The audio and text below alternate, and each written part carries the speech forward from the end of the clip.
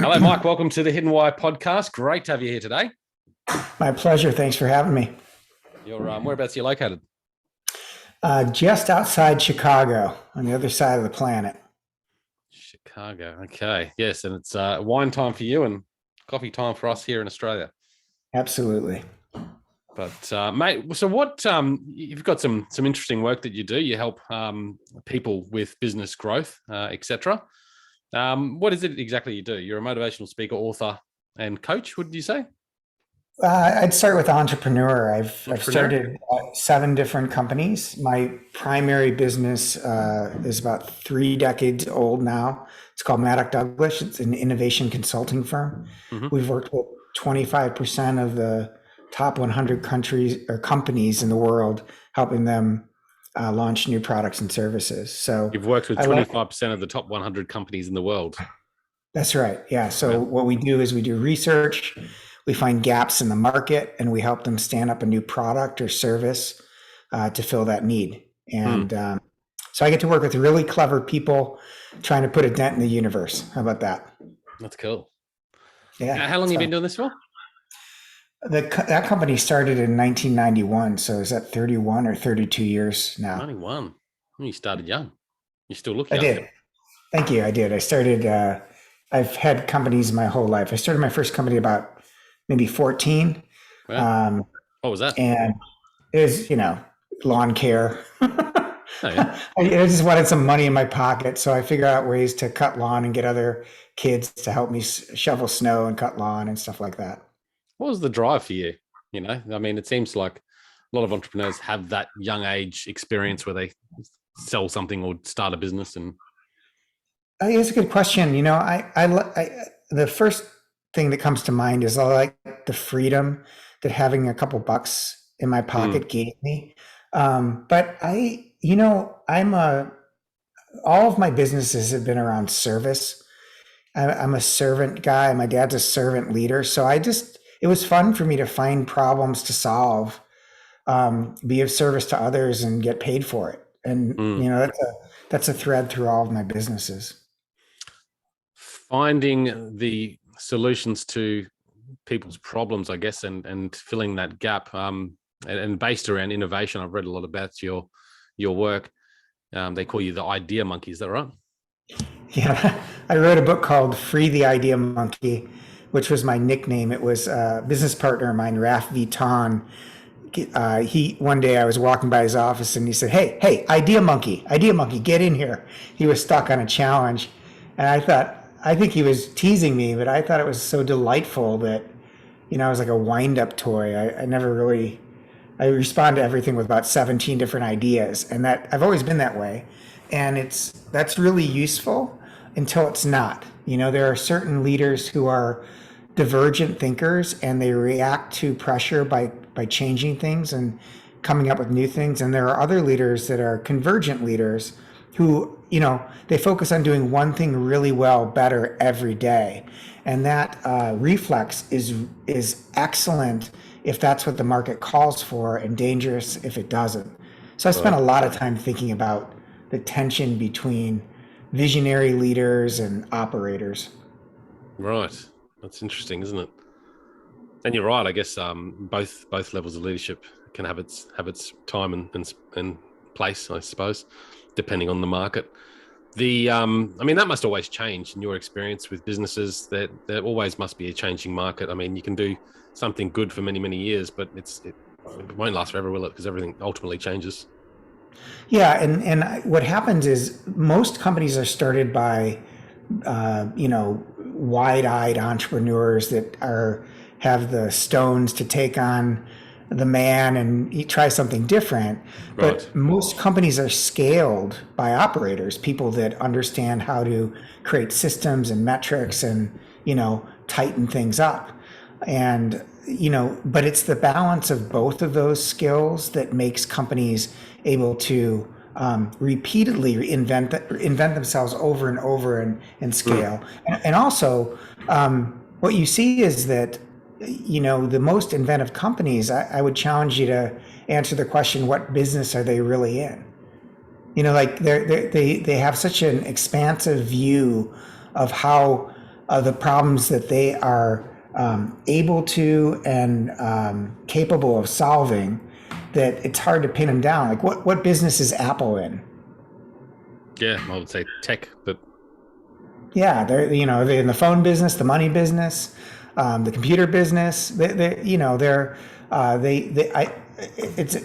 a big question. But what happens is that companies that are run tightly by operators, they get really myopic about the business they're in, and they forget. So all of a sudden they wake up one day and they think they're in the railroad business, and they lose the opportunity to own every ship, every airplane, because they're actually in the transportation business. But everyone that works for them is thinking about making the trains run on time, right. buying cheaper steel, etc. So that's called marketing myopia, and it's an idea that was developed in 1967 by Theodore Levitt, a Harvard professor. It happens every day in businesses that forget the business they're actually in, and that's how they get disrupted. Yeah, and you're right. It starts off with that particular person who's got the courage and the balls to take on the bigger players, maybe, or come up with something courageous and unique, and bring that out to the marketplace. And then usually operators take over and sort of scale the company from there. But we've seen, like Apple, for example, Steve Jobs remained in the company for many years, and he was that disruptor, wasn't he? Really? He was, actually, until he got kicked out of the company and the company crashed. And then he came back in and revitalized it. My favorite example is General Electric. I was on the board of advisors for their innovation council, and I remember flying to New York and going to 30 Rock and going all the way up to the top floor and walking down a long hallway full of black and white pictures of middle-aged white guys that had run the company. And one of the other advisors said, "You know why we're here, right?" And I said, "Yeah, we're here to help them innovate." And he goes, "That's right. But do you know it's been 13 years since GE has launched a new product or service or business model, even though they have thousands and thousands of patents?"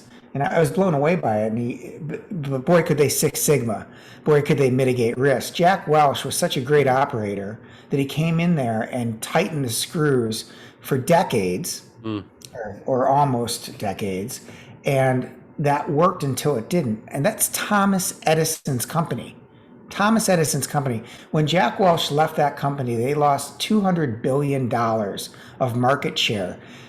Why? Because they'd gotten out of balance. They were operated so efficiently that they squeezed all the profit out of their products and services, and then they didn't have anything new for the world. So the companies that are really good at scaling have a yin and a yang, an idea monkey and a ringleader, a Sheryl Sandberg and a Zuckerberg that balance each other out. Right. Interesting. Can you sort of tell when you're introduced to a company or a leader even where they sit on that level? Like, are they the operator or you can actually test. You can test for it. I started a company called Flourish Forums, and it's a virtual advisory board. So there are at least 6 C-level people that meet every month, 6 to 10, and they occupy one of 6 seats. So you have your operator, your strategist, your rainmaker, your visionary, your tech futurist, and your orchestrator. And I use the Kolbe test to understand, even though you could probably do all of those things, which seat do you naturally retreat to under pressure or when you're in flow?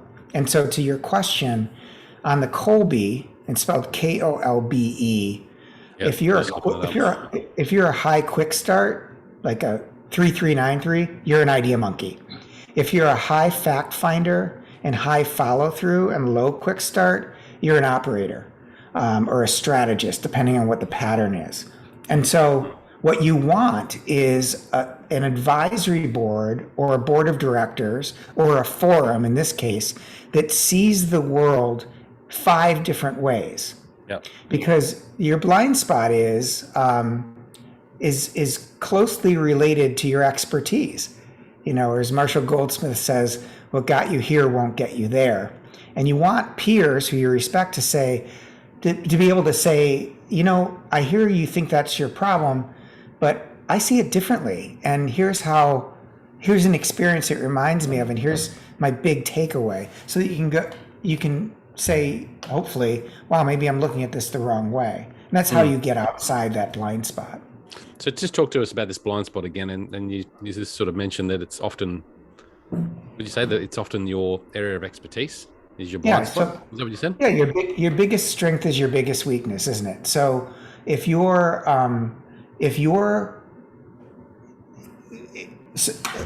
our company isn't profitable. If you're an operator, your reflex is going to be, well, that means because our KPIs aren't right. It's because our margins are too slim. It's because we have too many people. You see the world through an operator's lens.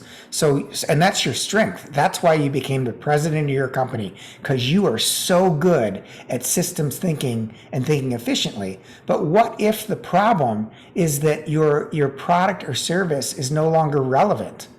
You need to be, a visionary's instinct would say, screw the KPIs and the systems. We need a new product that everybody wants. We're no longer relevant. So they both might be right depending on what the market tells them.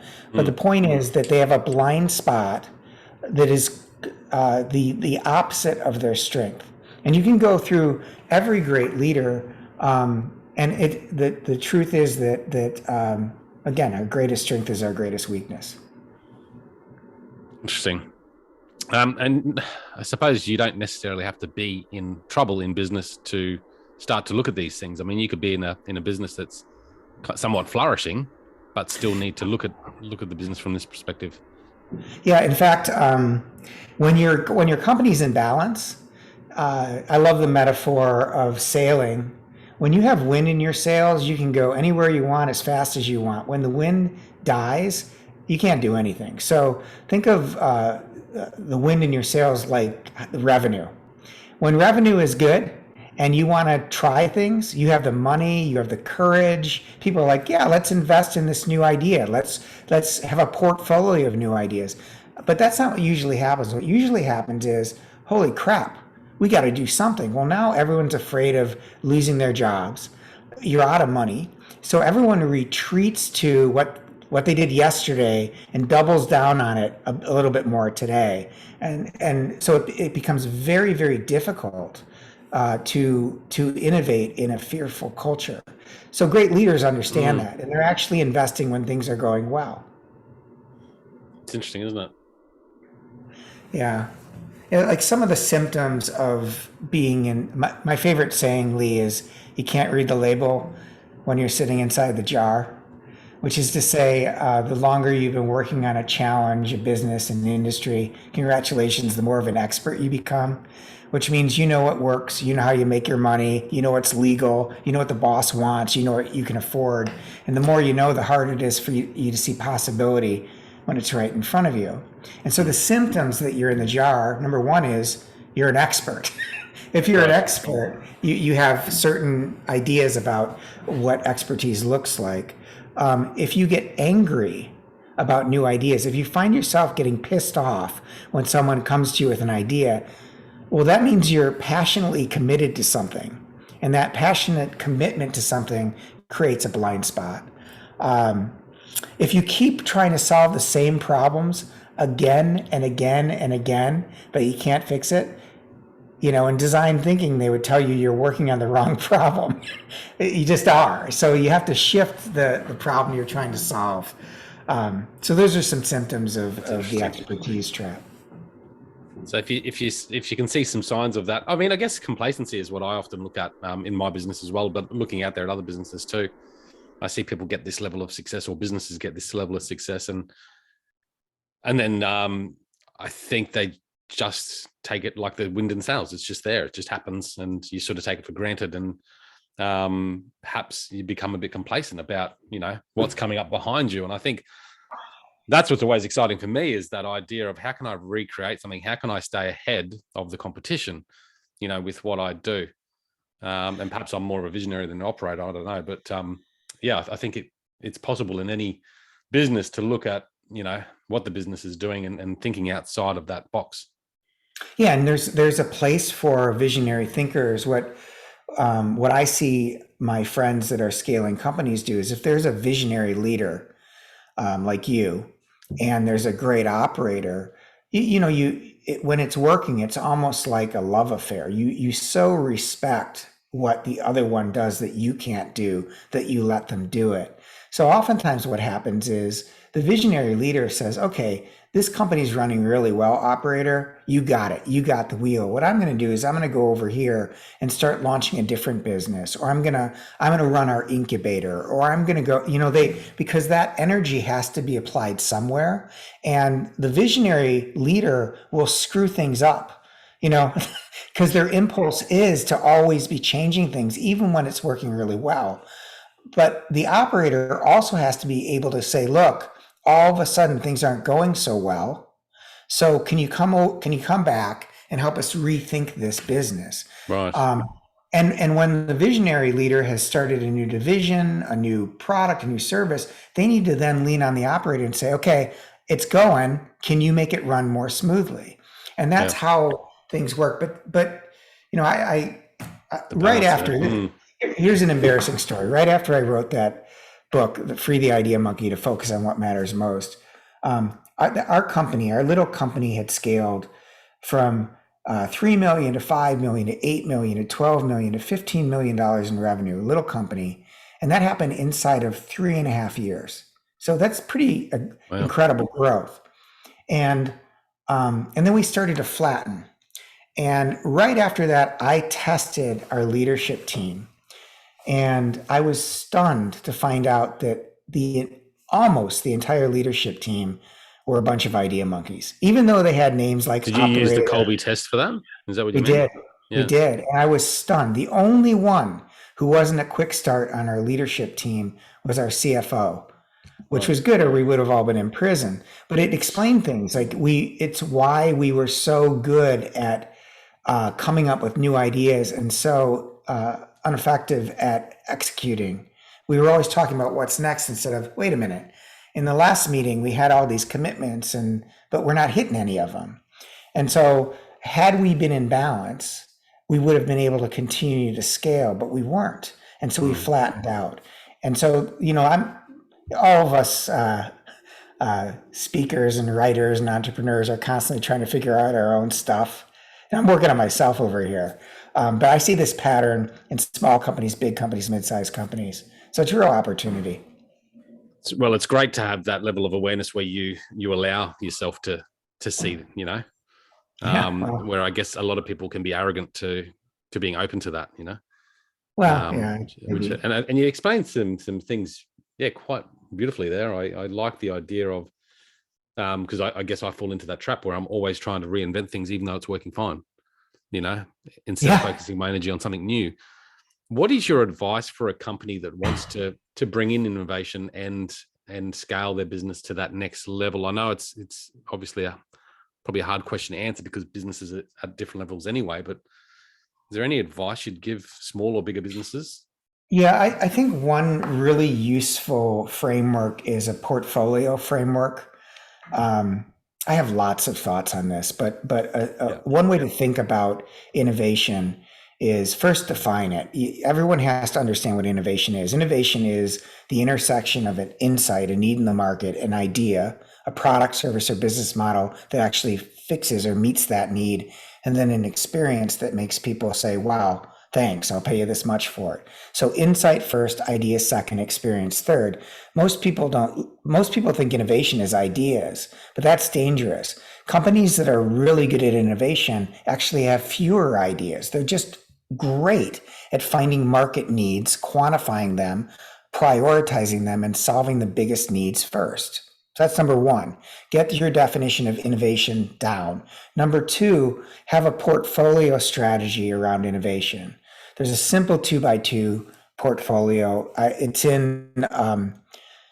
written 4 books. It's in Brand New. It's in Free the Idea Monkey. And I think it's also in Plan D about disruptors. But the framework is a 2x2 framework. The y-axis is we know how to do it or we don't know how to do it. The x-axis is we know people want it or we have no idea if they want it. So bottom left is we don't know how to do it, we know how to do it and we know people want it. That's called evolutionary innovation. You need to do it. You got to do it all the time. It should probably be about 65% of the work you're doing because you're listening to your customers, but there's not a lot of margin in it. Top left, we don't know how to do it, but people are asking for it. That's differentiated innovation. That's 15% of your time and resources. Higher margin when you figure it out. It's different. It differentiates your company.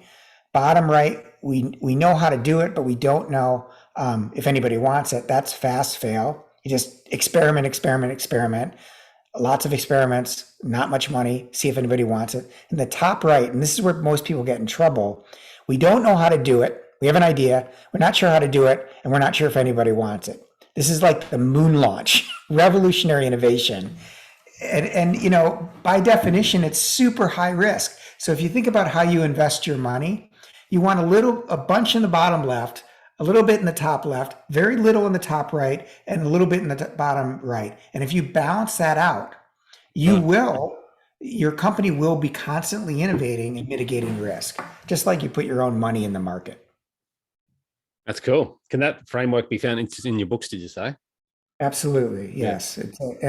And you know, I've written for Forbes for years. I've written about it, Business Week. I just started writing for Inc. So if you Google Mike Maddock innovation framework, I'm sure it'll come up for you. Find it there. Yeah, well, I'll stick the links to the books in the show notes for people listening, and your website as well, Mike, so people can have a little bit more of a look into your work and what we're talking about here today. Yeah, what a great framework. Any other tools that you'd give to a business owner?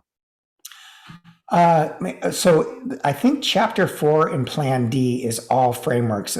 Plan D is about disruptors, and it goes through the 8 superhero powers that disruptors, I define disruptors as people that blow shit up for the good of the whole, use. And so the idea is, if you want to be disruptive in a good way, you know, pick one of those chapters, read it. It's a story about an entrepreneur, an outline of their superhero power and how to use it. And in the framework chapter, I think I outline 10 different frameworks. Here's one of my favorites, the 1-3-1 framework. Have you heard of this, Lee? No. Okay. So I use this in Flourish forums. 1-3-1. So someone comes into your office and says, "Hey, boss, we got a problem." And you say, "Okay, it's Friday afternoon, Kelly. I'll tell you what, on Wednesday at lunch, I want you to 1-3-1 it for me." So you go to lunch with Kelly on Wednesday and say, "Okay, give me your 1-3-1. 1, here's what I think the problem is. 3, here are 3 ways to solve that problem. 1, here's my recommendation." So that's the 1-3-1. And you can run a whole company using a 1-3-1 framework. The beauty of it is that you're teaching people to think critically, have a point of view, and manage themselves. Now, as the boss, you can always say, "I don't think that's the problem," or you can agree with the problem. "I like your solutions, but I'll pick door number 2 instead of door number 1. But it's a really cool framework. The way I modify it in Flourish forums is 1, here's how I see the issue. 3, here are 3 experiences that based on the way I see the issue. And here's my number 1 learning from the way I see the issue. That way, another leader can say, "I know you think it's about your hiring practice. I think it's about fear. I think you're afraid to let go of control." Or I was afraid to let go of control. And if you have 6 different looks at the challenge, like 6 different people see it differently, well, that goes back to that. If you keep trying to solve a problem over and over, but you can't solve the problem, you're probably working on the wrong problem. And having other leaders say, "Wow, I see it differently," is the greatest gift one leader can give to another. Yeah, that 1-3-1, I love that. It's probably very empowering for a workplace. Really simple to remember too. Simple to remember, yeah. No, I like that. Yeah, mate, that's fantastic. I don't know where to go with the conversation now. The innovation is going through my mind about what I can do in my company, I suppose. That's the way it should go. I hope you're not alone. No, I think a lot of businesses out there listening to this, or entrepreneurs even, would find a lot of value in what you're saying here, and certainly encouraging to check out more of your work and your ideas there as well. Any particular sort of routines or rituals you have, mate, that help keep you in check in life? Obviously, you're a busy person. I've become. Have you noticed, Lee, that there are people that are way, way, way, way more successful than we are, but they seem to work less? Yeah, You notice that? yeah, I think there's a as one gets older, they are much more intentional about working on essential things than urgent or important things. So what I try to do at the end of every day is make a short list, one or two things yeah, of essential stuff that I have to get done the next day. yeah. And I have found that if I take care of one or two essential things before the urgent or important takes over my day, life is much better. Mm. And I'm not going to tell your listeners what the essential things are, but they can be family, they can be personal, or they can be work. But I don't think anybody ever regrets their life if they've focused on the essential instead of the important. No, it's a really valid point, and that's the idea of starting your day off, earlier before the rush, I suppose, to do those essential things, whatever they might be. Certainly makes you feel a lot better about your day. Yeah, and I'm such a crazy idea monkey that I'm easily distracted. And when people come and say, "Hey, can you help me with this?" I want to help them. And usually it's those are important or urgent things and not really essential. So I take care in taking care of the essential first. How do you manage your distraction, your monkey mind or creative mind? Like if you're Well, obviously easily distracted, do you have a meditation, or do you do something to sort of put you back into the line?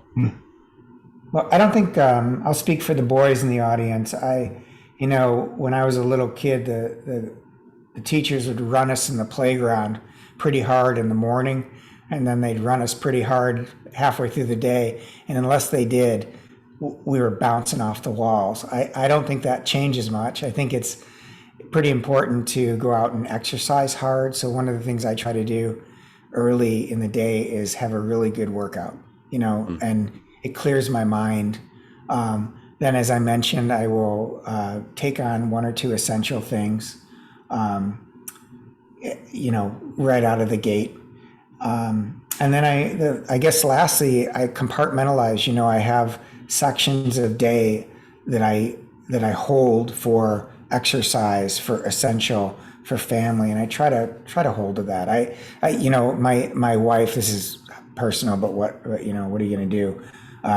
About 16 months ago, we found out my wife was terminally ill with brain cancer, and so I have learned that I'm pretty damn good at compartmentalizing, and it's the only way I've been able to, be I think a pretty good husband and a pretty good dad, and still be a pretty good business person.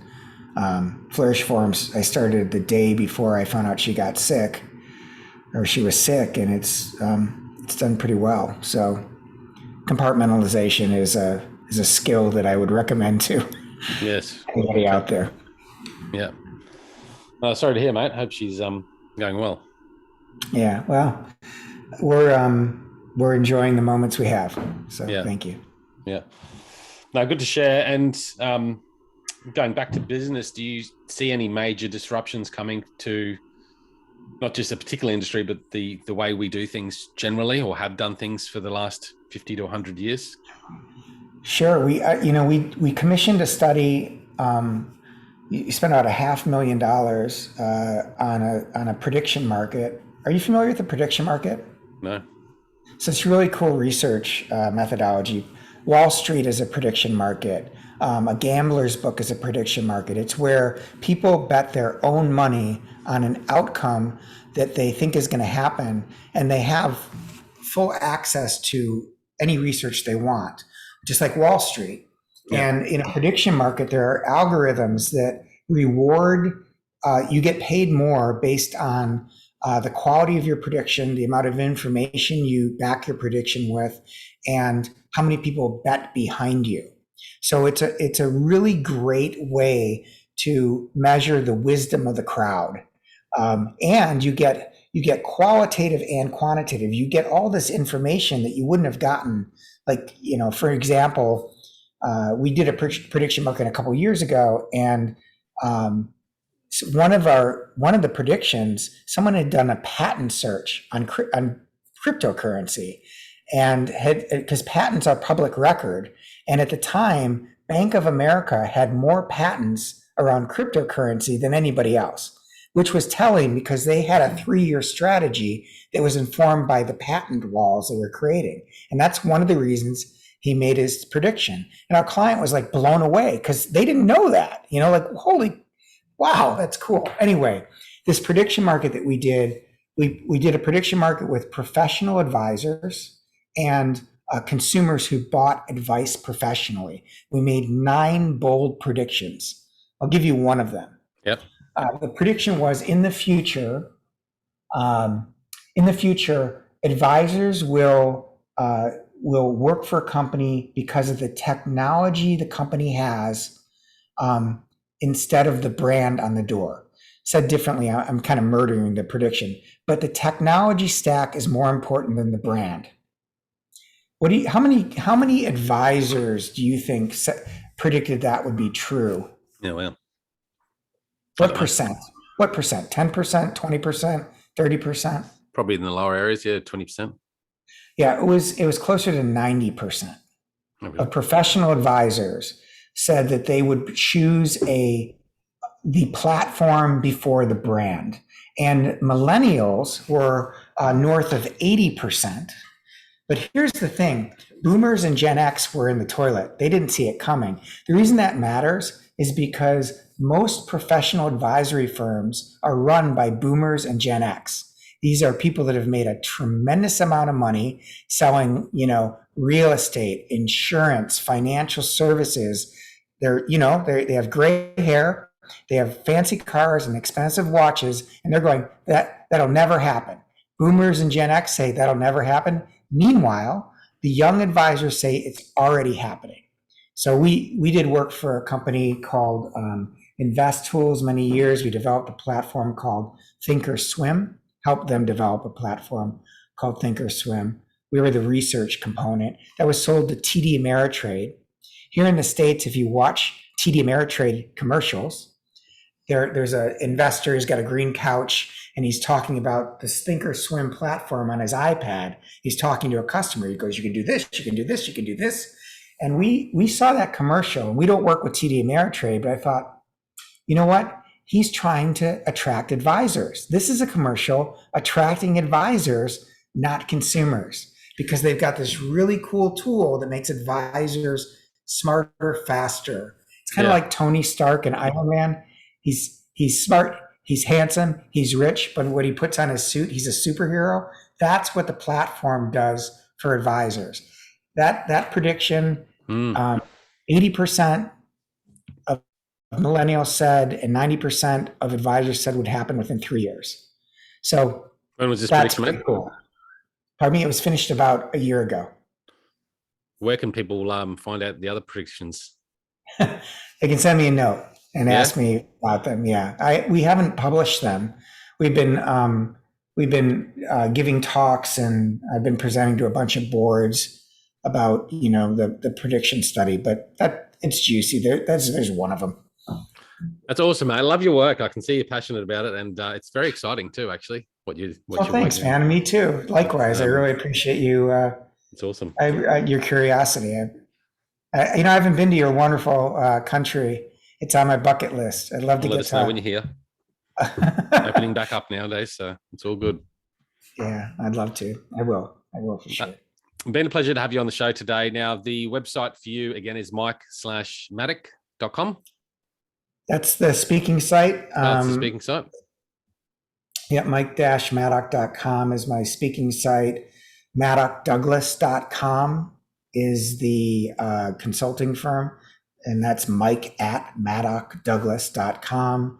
If the virtual forum is interesting to you, you can mike@flourishforums.com. I'm really easy to find. Just Google Mike Maddock and you'll find me. There's a bunch of websites there. I've just done that. No, I'll stick some links in the show notes so everyone can connect. And Mike, thanks again for taking out the time. You go get that glass of wine you've deserved, and enjoy your evening. All right, brother. Nice to be with you, Lee. Thank you so much. Thanks for listening, guys. Until next time, peace, passion, and purpose. See you soon.